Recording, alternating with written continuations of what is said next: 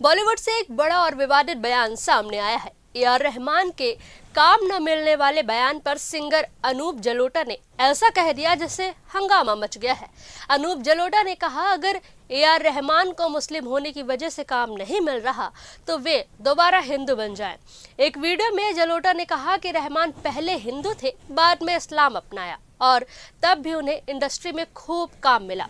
जलोटा का कहना है कि हिंदू बनकर देखिए, फिर जांचिए कि काम मिलता है या नहीं।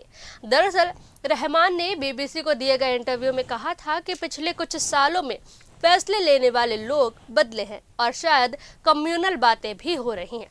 इस बयान पर जावेद अख्तर और शान ने कम्युनल एंगल से इनकार किया, तो वहीं कंगना रनौत रहमान पर भड़क गई। कंगना ने दावा किया कि उन्होंने अपनी फिल्म इमरजेंसी के लिए रहमान से नरेशन की अपील की थी, जिसे रहमान ने यह कहते हुए ठुकरा दिया था कि वे किसी प्रोपेगेंडा फिल्म का हिस्सा नहीं बनना चाहते।